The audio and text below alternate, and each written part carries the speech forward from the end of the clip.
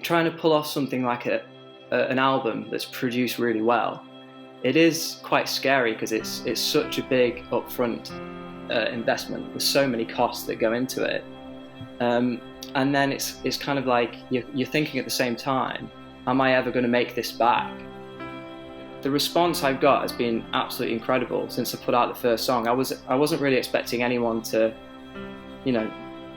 even notice. A trucker in the States, he keeps driving these long haul drives, and he said that, he was loving listening to my song on repeat while he was driving, and he kept sending me sats. So I really encourage every artist to just try it out. There's no real downside. Everyone's rooting for everyone else. If you succeed in what you're doing as a Bitcoiner, I succeed and all the Bitcoiners succeed. It's crazy how fast it's moving. I didn't think technology could be built that quick. Welcome to the very first episode of my new series called Stacking Sats. Now, I've shared over 100 episodes covering the builders bringing Bitcoin and the Lightning Network to life, and I'm going to continue sharing those stories. But builders are only one piece of the Bitcoin adoption puzzle. And so in this series, I'm going to be sharing the stories of real people using Bitcoin and Lightning Network apps today to earn Bitcoin or stack sats. And I'm doing this because it is important for the world to understand that Bitcoin is more than just some monetary experiment or financial hedge. Bitcoin is already being used by millions of people all over the world today, and it is actually helping real people earn additional income for providing value to the world. And I want to be really clear here. This is not about day trading. It's not about flipping. It's not about getting rich quick. This is about using a new set of tools, Bitcoin and the Lightning Network, to earn additional income by providing real value to the world. Now, if you're skeptical, I get it. Totally fair. I hope you give the first few episodes of this new series a listen. And if you're a regular listener, I hope you send me a message after this episode and let me know whether you think this new series belongs in the Kevin Rook Show or whether it should be a separate podcast altogether. Today's episode features Joe Martin, a country singer who has stacked over 800,000 sats for sharing his music using Fountain, Wavlake, Voltage, BTCPayServer, and Alby. One final note before the show begins, today's episode is sponsored by Voltage. Voltage is the premier provider of Bitcoin and Lightning node infrastructure. Today's show is also sponsored by Stackwork.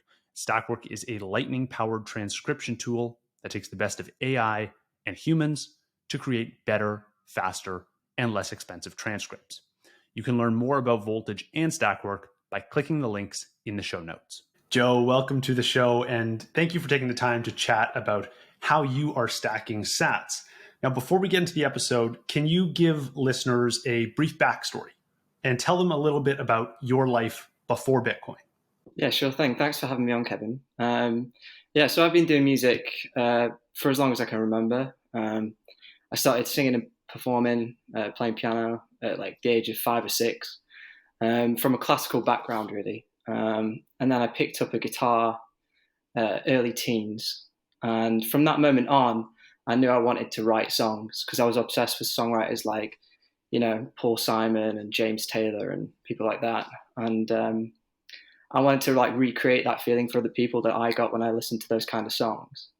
But obviously didn't have enough life experience at the time to really start writing anything. And then it was sort of late teens that I started songwriting after I discovered more country music, really. Been out to Nashville a few times, loved it out there, the home of country music.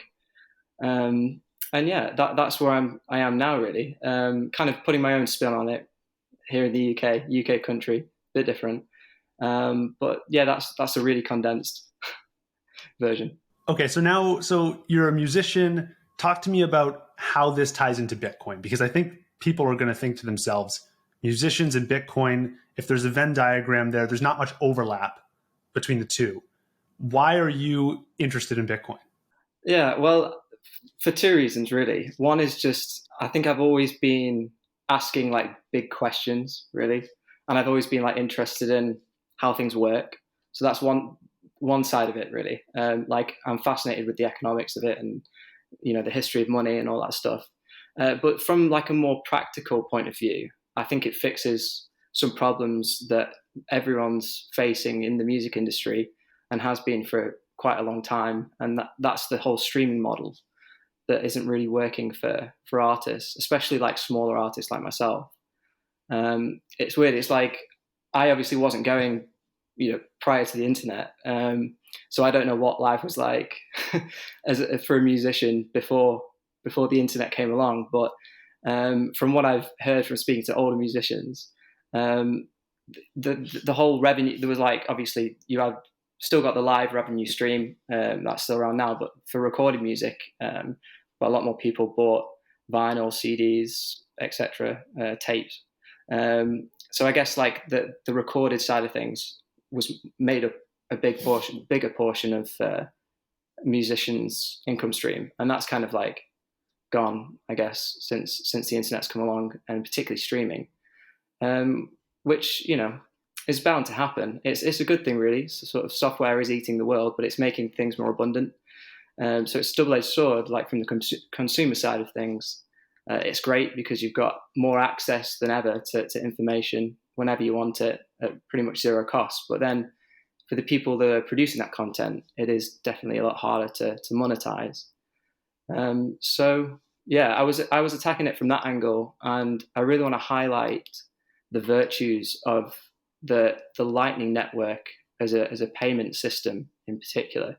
And it was actually you that brought to my attention this idea of value for value, because I've been listening to your show for over a year now, I think, and I kept hearing about this value for value concept, and it seemed that all the podcasters were having all the fun with it, getting sat streamed to them, and I was like, oh, that's really cool. I wonder why. I wonder if musicians could do this, and why aren't there any other musicians talking about this?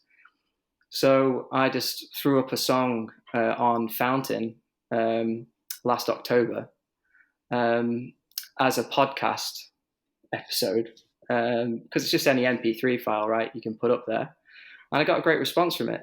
And I thought, this is really cool. If this grows and starts to work, this could really change the game for smaller artists in particular. Yeah, that's really interesting. So because Fountain's a podcasting platform, you then had to find a podcast hosting provider, and instead of uploading, an hour-long podcast, you just put a 3 or 4 minute song, and that's kind of what you've been doing since then, is just uploading new songs instead. Like, you're hacking the podcast, system, and you're kind of like putting your music in there, even though it wasn't necessarily specifically designed for music. You found a way to create and share your stuff with the world. I think that's really cool. You're a pioneer in the Lightning music space. I love that. Wavlake wasn't around at that time. This was just last October when I put the song out. So there wasn't really another option, I don't think, other than Fountain. So even though it is a podcasting app, I was like, screw it. I'm just going to go and put some tunes on there and see what happens. There's nothing to stop me doing it. That's very cool. So talk to me about how your, sat stacking strategy has evolved over time. You started out on Fountain, then you discovered Wavlake. What happened in the intermediate time there? What have you learned in this process, and what's your strategy today? Yeah, so it kind of went from like the most difficult setup to the easier setup. So I started off, I wanted to accept Lightning payments and Bitcoin payments through my website, just on a value for value model as well. So I went about trying to host that at like a BTCPayServer with Voltage. And that took me a while to get my head around that, like opening Lightning channels and all that sort of stuff, and getting my head around how much liquidity I might need and all that kind of thing. And that was at the similar sort of time that I was putting the song out on Fountain. And then with Fountain, you've got to set up like an RSS account, because it's all RSS based stuff. And then once you upload it once, it appears in all the podcasting apps, which is great. it saves such a headache having to upload it in multiple different places. You can just upload it once and it goes out to all these apps. And that, that was a bit easier. And then when Wavlake came out really recently, that was even easier still. You just had to create an account with an email address and you were good to go. And then just upload the song, upload a sort of press shot and bio, and you're getting sat streamed to you straight away. So I think that's definitely just in that space of like however many months, it's already moving so quick. So I can't wait to see what the next 12 months is going to bring. Yeah. What are the ideas you're now thinking about? Is there anything, on the horizon where you're like, I want to try earning sats in this particular way, but I haven't tried it yet and I'm not sure if it'll work? Like, what are you thinking about now? So I want to start tinkering more with Noster, really, because a lot of hype going on, rightly so, with all the Noster stuff. It's really exciting. And it's crazy how fast it's moving. I didn't think technology could be built that quick. It's just astounding. But I think I uploaded an older single on Nostagram recently, just as a test, as like an MP3 file, and had a few zaps with that. So I was like, hang on, I could like release my whole album just on Nostagram for zaps. Again, just another avenue, isn't it? But I thought this only occurred to me like the other day that because of the splits idea with Fountain, I thought it would be really cool if for my next project or my next album, which isn't going to be for a while now because this album's kind of drained me financially and mentally. But whenever that will be, it would be cool to kind of get on board maybe some investors, like let's say for instance 10 people, to invest a small amount to kind of finance the production of the album, for instance. And then you could have their Lightning address in the splits with all the songs. So when anyone zaps the song, it will just go to the original people that funded the album, sort of equally, or however much they contributed, for instance. So that's another cool idea. And I don't know did you see the other day Gigi's post about prisms or something, lightning prisms? Did you see that Gigi put up? It's that same kind of idea. I guess that's applied to like the social media side of it and Nostr. But there's so much you can do with this tech. It's just still such in its infancy. It's like we can't imagine what's going to be here in the next few years. But it's hard keeping up with it all the time. But it's fun at the same time, and it kind of inspires you to want to try all these new things. Yeah, absolutely. No, that is a great idea. And the mechanism you mentioned there where you have some investors that front some capital, that gives you then some certainty as an artist. You have a better picture of your runway, and you can say, okay, I know I can, make next month's rent. I know I can, get this album out. I know I can do all these things. And it kind of, it's a new mechanism for Lightning payments. And so 100%. It's worth experimenting with and see what the outcome is. Yeah, I guess it's kind of like a similar thing to Patreon or something like that, where you can say that you do different tiers, can't you? You say like, if you invest this much, I'll do a live gig, the album launch at a private gig at your house or something. You know what I mean? Like, it's kind of a model that's reflecting something like Patreon. But I just think there's so many possibilities with it. But for an artist as well, trying to pull off something like an album that's produced really well, it is quite scary because it's such a big upfront investment. There's so many costs that go into it, and then it's kind of like you're thinking at the same time, am I ever going to make this back, like from streams or people watching online or listening online? Because really the only way to make it back is by selling physical CDs. And more and more people are saying at my shows, like, I'd love to buy a CD, but I just don't have a CD player anymore.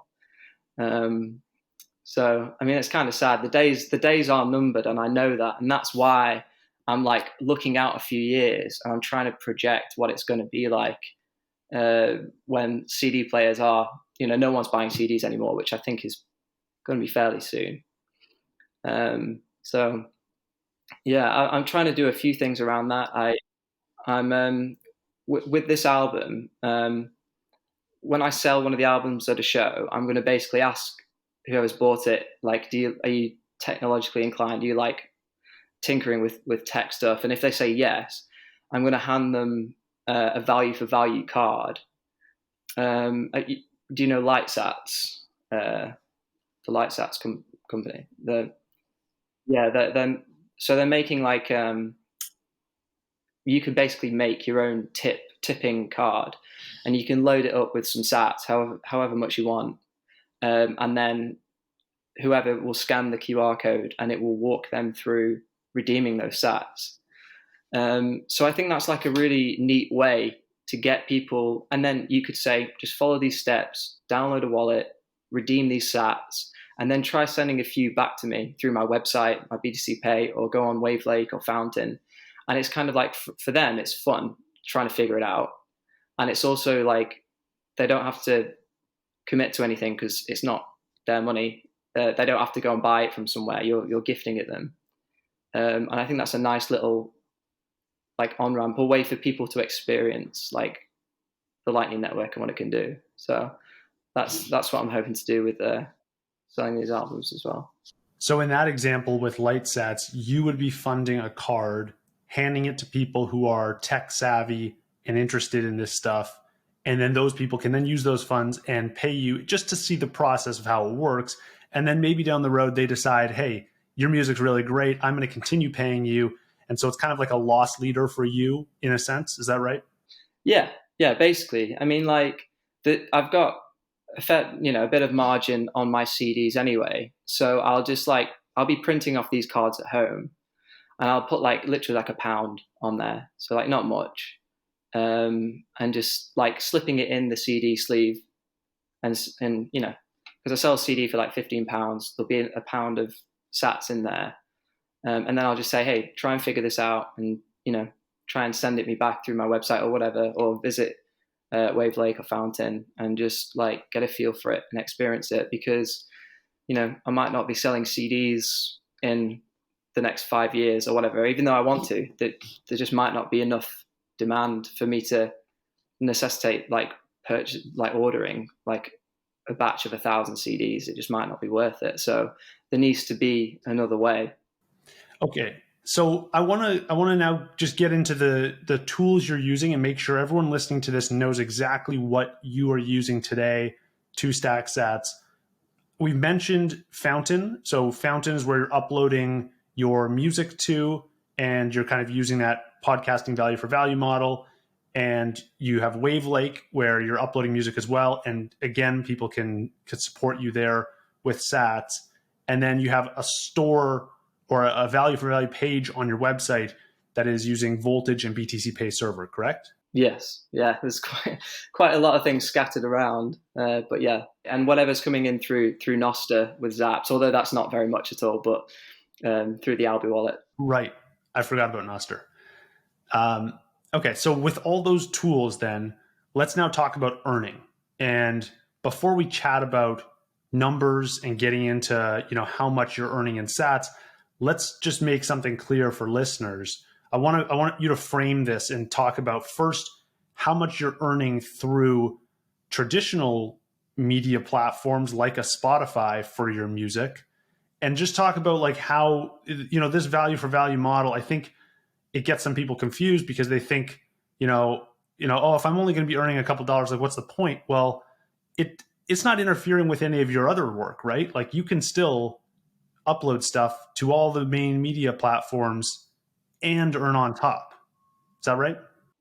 Yeah. So this is the whole thing I want to try and get across to people, is that there is no real downside, I don't think anyway, because you're just uploading your music to one more platform or a couple more platforms.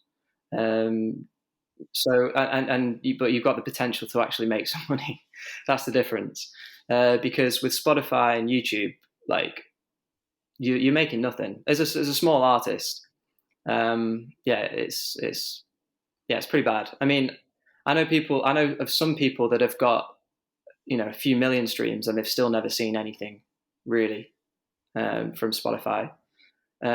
So I was pulling up some numbers from my distributor the other day, and just for like an idea for people, across all streaming platforms for the first single I released on Value for Value, which was High Gravity back in October, on all streaming platforms I made £3.80.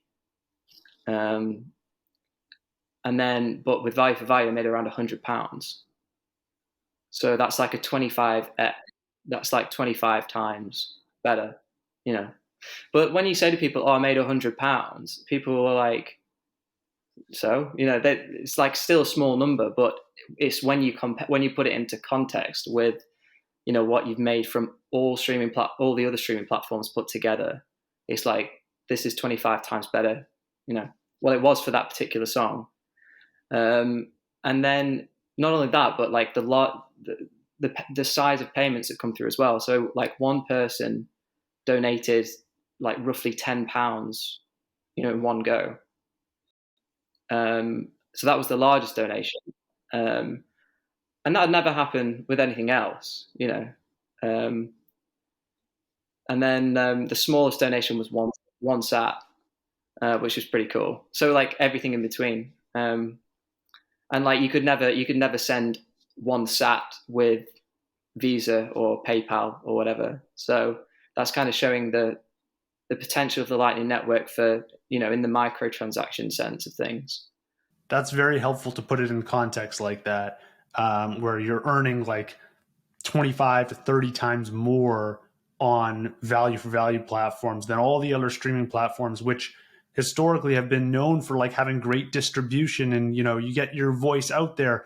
But if you're not going to earn anything on the other side, it's kind of like, what's the point?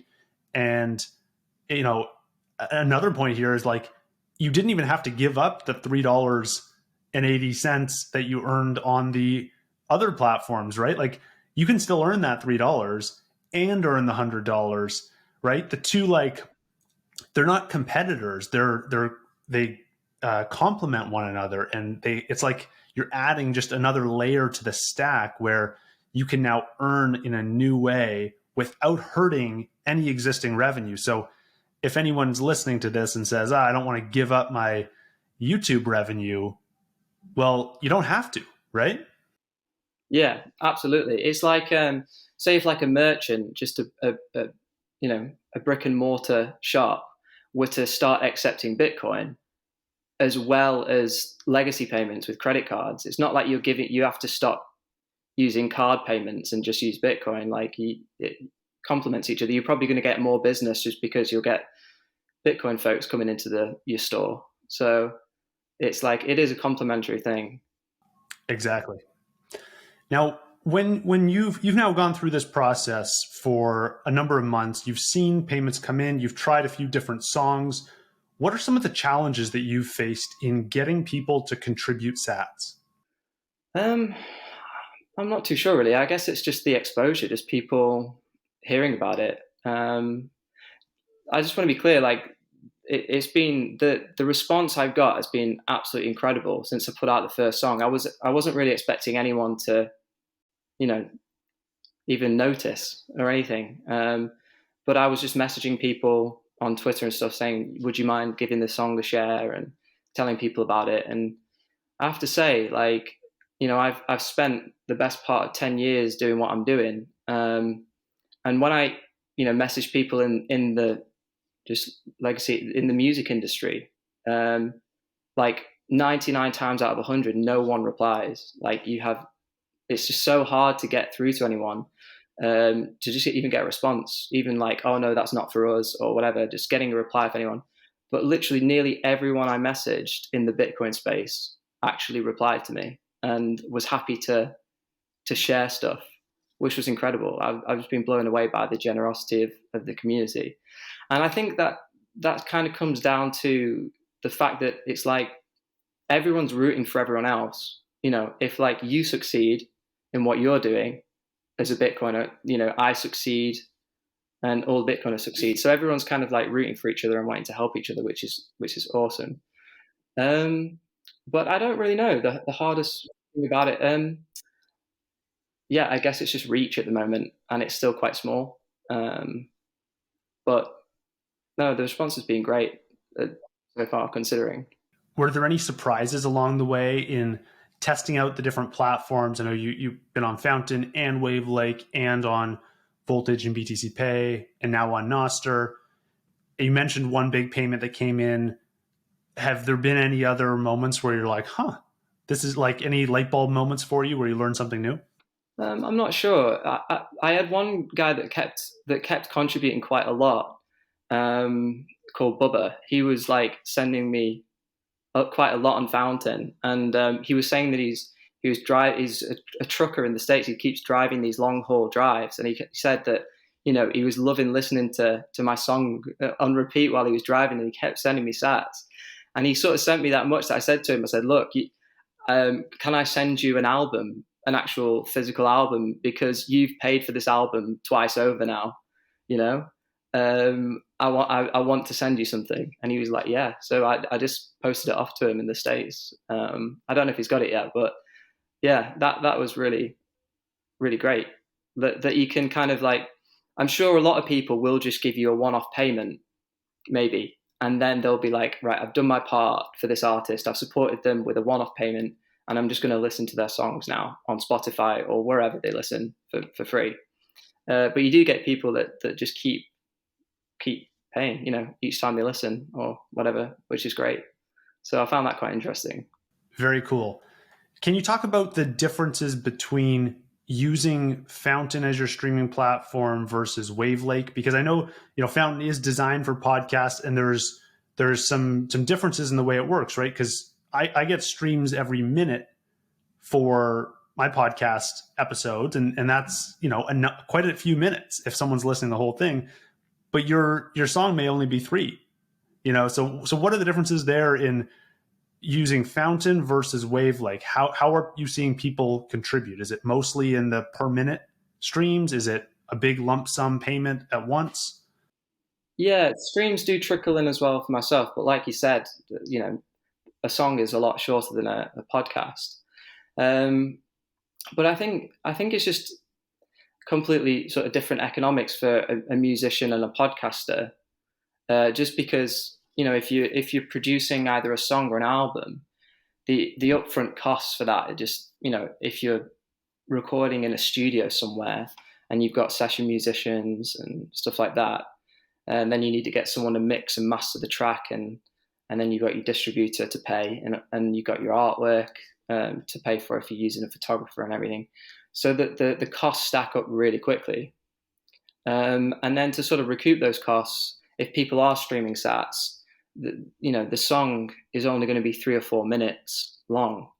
And you're only going to be putting out a song every several months.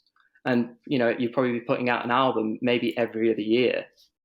So it is completely different, I guess, than a podcaster where you're maybe putting out a podcast every day or every other day, and they might be like an hour or 2 long.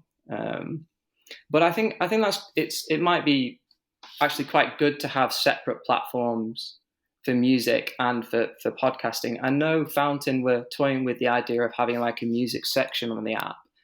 I don't know if they're going to pursue that, but maybe like it's just like entering into the mindset of value for value, and like if you're getting value from what you're listening to send something back, that people might start thinking about like, oh, I guess this musician did put a lot more costs into making this song, so I might boost them a little bit more. Yeah, that makes sense.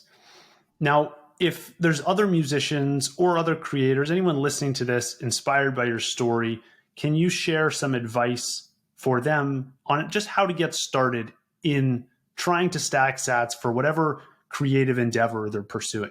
Yeah, for musicians, I'd say the easiest way to get started at the moment is Wavlake. You just need an email, and just email and password to get signed up. And you have a Lightning wallet like in the dashboard in your account settings. And I think that's like a custodial thing like at the moment. But that's just super easy it's like setting up an account with anything really. So you don't really have to understand how Lightning works or how Bitcoin works or anything. You can get earnings straight away, and it's just one more platform that you've got to upload to. So I really encourage like every artist to just try it out. There's like no real downside. Um, I'd say that's the easiest way, and then from there, just start learning more about it. I don't know whether it would make sense now. Well, I guess you could put it on Fountain as well, but I was just on Fountain because Wavlake wasn't out yet. But I guess they could work back and put it on everything, really. But as well for like sort of hosting something on your website with like a BTC Pay server, like I'm doing, that's a bit more technical. It took a lot of YouTube videos and research to figure out how to get that going. So for someone brand new coming in, I'd say that would take a bit longer to get your head around. But no, Wavlake at the moment is working great. I think when they get an app going as well, that's when things are going to get exciting, because at the moment it's just a web player. So not everyone wants to go listen to music through a web player particularly. But I'm sure an app will be out, in the near future.